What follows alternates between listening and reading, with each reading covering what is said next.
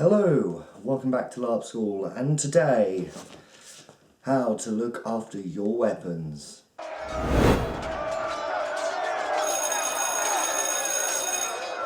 Yes, today we'll be taking a look at how to look after your weapons to make sure that they don't get destroyed prematurely and to make sure they have the longest possible life, because let's be honest, LARP weapons can sometimes be really expensive for some of the more ornate or even personal ones. So making them last a long period of time is always the best thing to do. To start off with, tip number one. This is the tip of the weapon. This is the one part of the weapon you do not want being dug into the ground or resting on the ground at all at any point. The ground is not very kind, especially with swords. It's not very kind to the tips, and it does make them wear down. And you'll may be able to see on here, it gets quite wrinkly as well. It's where the foam keeps getting compressed and the latex is getting compressed as well. It does mean that the tips generally do go a lot quicker. This one's already been re-latexed once before. These swords, they're not, well, they're cheap, they're nasty, but they're used a lot for training. So they do see a lot of use by people who've never used them before. So it is quite common that the tips, they do like to put them down on the ground.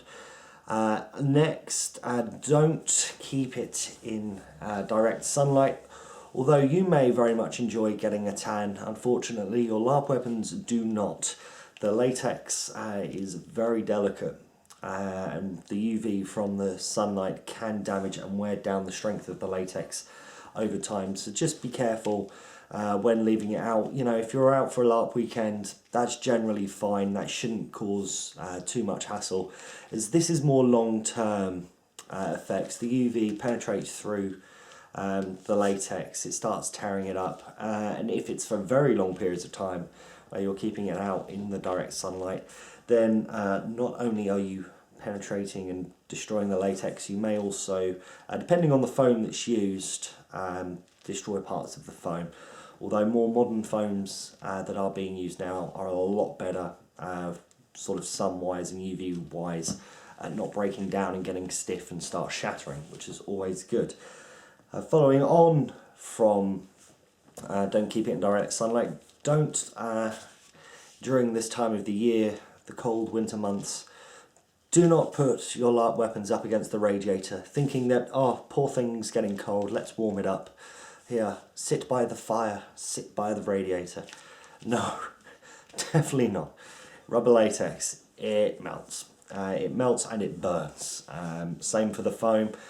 It's very much the same effects of leaving it out in the sunlight. You will destroy the latex that's on the weapon, and you'll also destroy the foam a lot quicker than if you were to leave it out in the sun.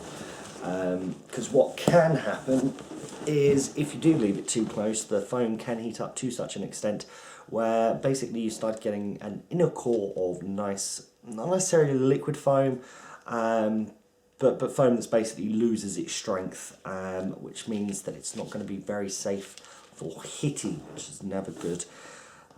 What you can also do is keep them sprayed, keep them well lubricated with silicone spray. Silicone spray you can pick up pretty cheap anyway, you can buy it online, that sort of thing. Generally for the weapons that we use, we only really use sort of spray them once a year, sometimes twice. It depends. The easiest way to tell is by feeling. If when you run your hands across it, it's still nice and sleek, it doesn't feel like it's too dry, you're not picking up sort of any dust, or, well, not necessarily dust, but you can't feel sort of foreign objects on there, then it's still fine, you don't really need spray. If it starts to feel dry, maybe a little tacky, then give it a spray, because that's always the first sign that the latex is sort of, it's running out of life. So just spray it, it keeps it going. It's a cheap, easy little trick, but it really does work. This next tip, it's a hard one, I'll be honest. don't leave your weapons out in the rain. Easier said than done, especially when you're out for a LARPing weekend and it absolutely pours it down all weekend. You know, it's going to be very hard to keep it out of the rain. But what you can do is basically keep it dry where you can. Over the course of the weekend, it's very much the same as with the sunlight. It should be okay. It's not going to be too bad. You will notice that the colour will sort of start turning to a white colour. But that's nothing to worry about. That's just the latex sort of getting some liquid in it and basically fading the colour. All the colour always comes back afterwards. If it's out for sustained periods of time or if it's immersed in a significant amount of water, you will see little watermarks where the water was. But again, that's easy to fix. Just redo the latex, or if you don't know how, head over to a weapons specialist, and generally they sometimes do offer repair services on weapons. So it's always good to get in there and just sort of ask about that sort of thing. Common sense one, this one. If you've got a sword, you've got it maybe laying up against a building, something like that. Don't get something heavy and throw it at it. And don't sort of lay something heavy on top of it, which will basically sort of crush it. LARP weapons are very good at keeping their shape and are very good at sort of springing back to their shape. But if you do put a very heavy weight on there, it's going to mess it up. What you can do as well is, if it's at an angle, you sort of laying it on something and something heavy lands here, you do risk breaking the core. So always be careful with the core and that sort of thing.